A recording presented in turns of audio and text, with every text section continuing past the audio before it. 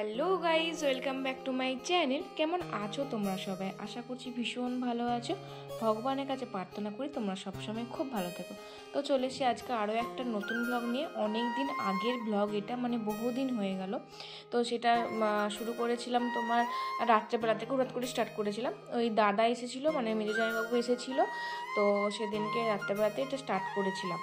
তো মেজদি আর দাদা একটুখানি বাজার গিয়েছিল আর কি। মেজদি যেহেতু কাল বাড়ি চলে যাবে, মানে শ্বশুর বাড়ি চলে যাবে, তো সেই কারণে ওরা একটু বাজার বেশি টুংটাং কিছু জিনিসপত্র কেনার জন্য। আর এদিকে সানা কেউ মানে বাইরে গেলেই বলে যে আমার জন্য চিপস আনবে মিমি, মা যাই যাক না কেন। তো ওর জন্য এই যে মিমি একটা চিপস এনে দিয়েছে, ও তো খুব খুশি হয়ে গেছে। মামা ওকে রাগাচ্ছে যে আমাকে দে, আমি নিয়ে নেবো। সেজন্য মামাকে বকছে, এই মামা আমার কাছ থেকে নিবি না একদম, মানে এরকম করে বলছে। আর এদিকে বলছে যে তুমি খাবে, আমি খাবো, তোমাকে দেবো, আমি খাবো, মানে এরকম করছে আর কি। তো যে ওখানে মিমিও দাঁড়িয়ে আছে, মেজু মিমি, সেজন্য মিমিকেও বলছে দেবো। তো যাই হোক, এরকম করেই কথা হচ্ছিল। যে আমি আর কি একটা বলছিলাম, যে ও বলছিল এইটা পাওয়া যায়নি, কীরকম ছোট বড় কিছু একটা কথা হচ্ছিল, আমার এই মুহূর্তে আর মনে পড়ছে না। আর বড়দি বলেছিল ওর জন্য একটা ওটস নিয়ে আসতে। ওটসটা মানে ওই সানাকে খাওয়াই বোধ হয়, নাকি ও নিজে খায় কি জানি না।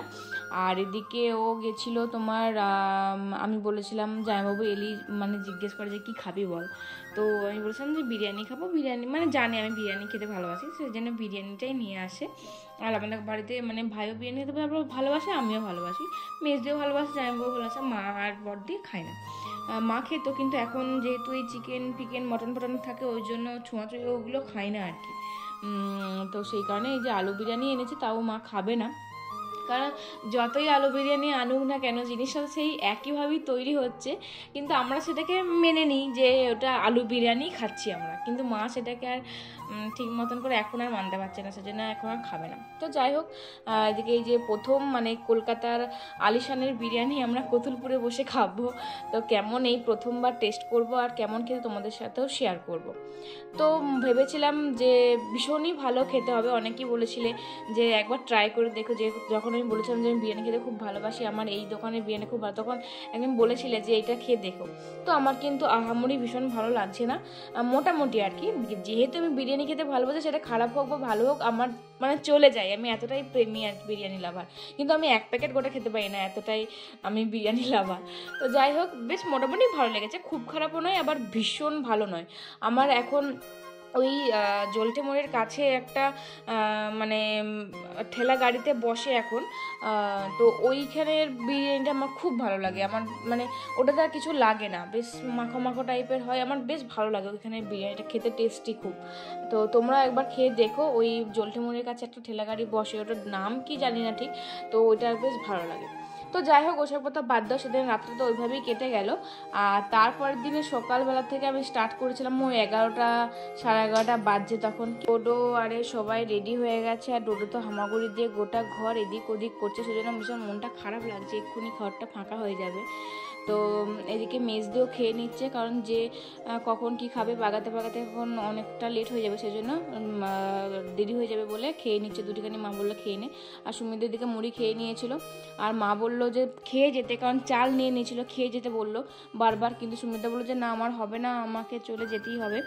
তো সেই জন্য আবার মা আবার ভাত টাত সব কিছু দিয়ে দিল, তো টিফিন কৌটোই করে।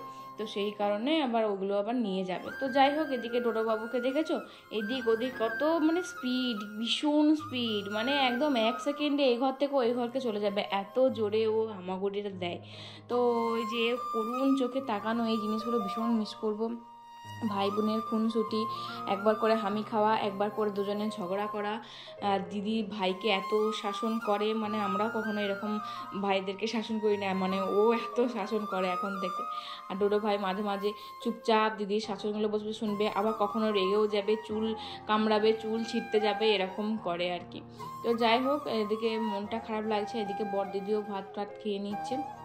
আর এটা দেখাতে এসেছিলাম যে দেখো ডোডোবাবু কি করেছে, টেনে এখানটা, মানে এখানটাতে এসেছে আর এরকম করে ধরেছে, এক মুঠো করে এইভাবে টেনে দিয়েছে, দেন পুরোটাই উঠে চলে এসেছে এই যে দিকটা।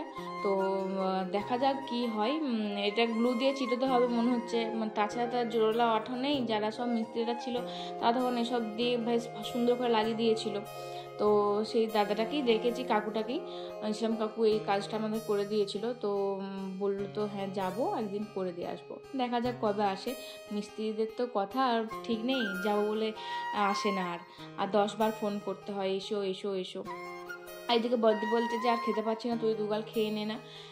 যে দে তাহলে খেয়ে নিই। আমার আবার কেউ খাই দিলে ওই চানবার মানে টাইমটাতে এত ভালো লাগে, মানে স্কুল টাইমটাতে আর কি, ওই 11টা সাড়ে 11টার দিক করে ভীষণ খেতে ইচ্ছে করে, আর খেতেও ভালো লাগে। আমার খেয়েও নিই দুপুরবেলা টাইমটাতে, আর অতটা খেতে ভালো লাগে না।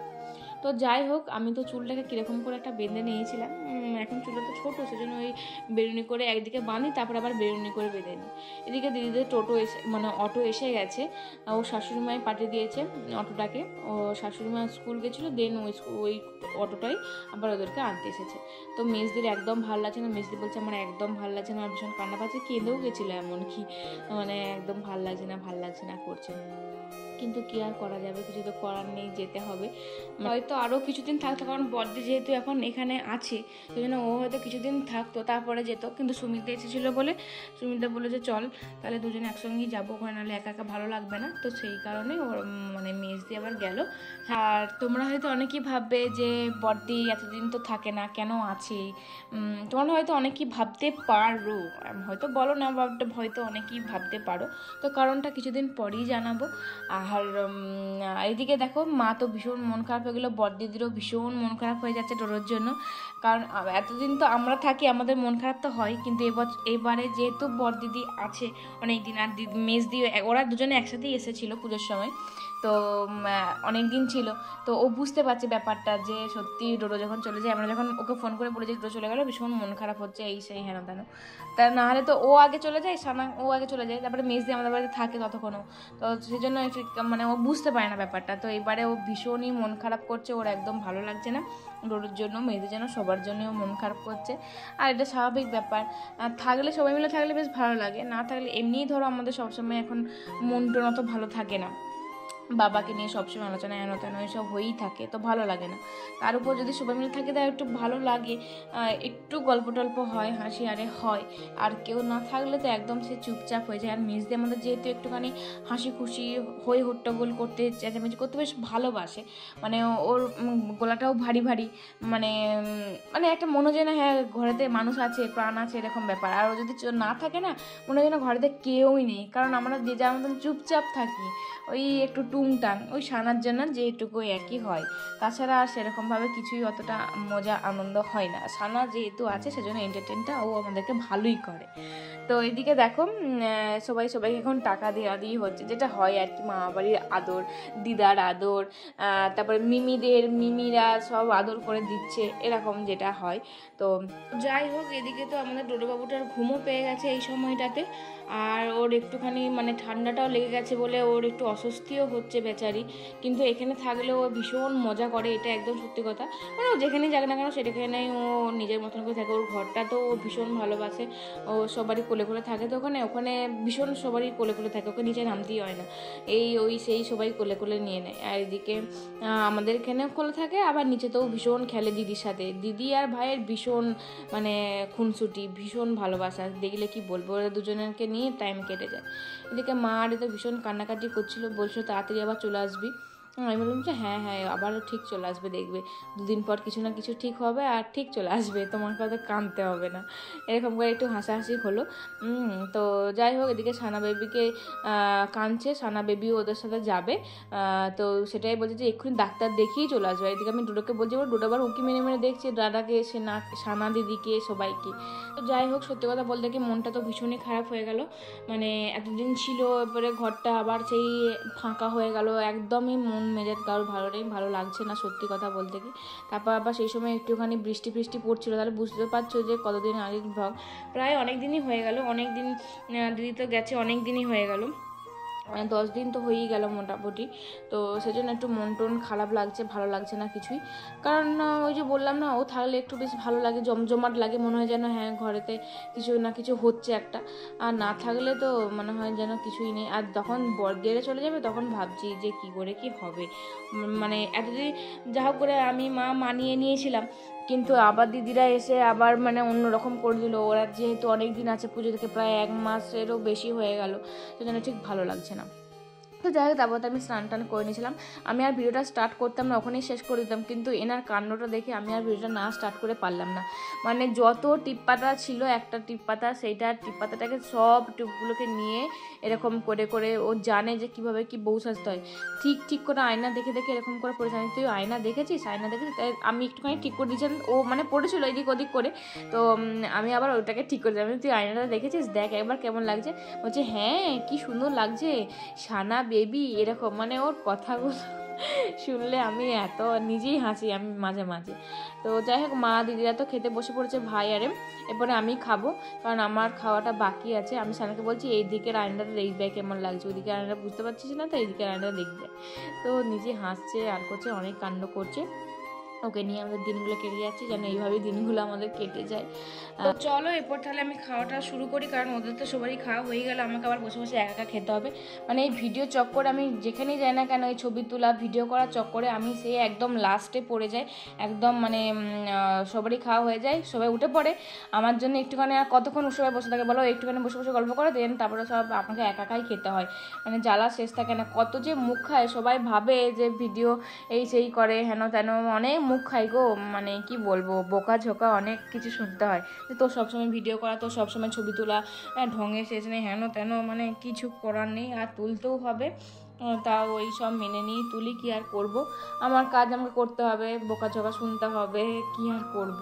যাই হোক, তো খাওয়া দাওয়া কমপ্লিট করতে শুয়ে পড়েছিলাম। সন্ধ্যেবেলা তো হঠাৎ দেখি যে ফোন এসছে, তোমার একটা পার্সেল আছে। আমি বলছি আমার পার্সেল, আমি তো অ্যামাজন ইউজই করি না, মানে অ্যামাজন অ্যাপটাই আমার নেই, আমরা শুধু ফ্লিপকার্ট আর মিশো থেকে অর্ডার করি, মিন্ত্রা থেকে মাঝে মাঝে অর্ডার করি। তো বলছে যে না তোমার অ্যামাজন থেকে পার্সেল আছে, তাও আবার পেড করা। আমি তো অবাক, আমি বলছি আমার তো কিছু নেই, আবার আমার জন্য কে কী অর্ডার দেবে, আমার তো সেরকম কেউ নেই যে আমার জন্য অর্ডার করে দেবে একবারে না জানিয়ে। আমাকে তো সবসময় জানিয়েই করবে, এরকম একটা ব্যাপার, না জানিয়ে তো ও মোটেই করবে না। তো কি যদি পছন্দ না হয়, সে জানে যে আমি আগে জানাবো, সারপ্রাইজটা খুব একটা আমি পাই না সেজন্যে। তো এদিকে আমি তো খুবই মানে সারপ্রাইজড হয়ে গেছি যে কি ব্যাপার কি না। আর পার্সেল ওপেন করতে খুবই ভালো লাগে, কিন্তু যদি অচেনা হয় একটুখানি ভয় ভয় লাগে, আবার ভীষণ ভালোও লাগে। তো তারপরে আমি প্রথমে মানে ওপরের প্যাকেটটা খুলতে বুঝতে পারলাম যে কি আছে, আর এটা আমাকে কে দিতে পারে। তো ও ছাড়া এটা কেউ দিতে পারেই না, কারণ ও এগুলো ভাবে বেশি একটু।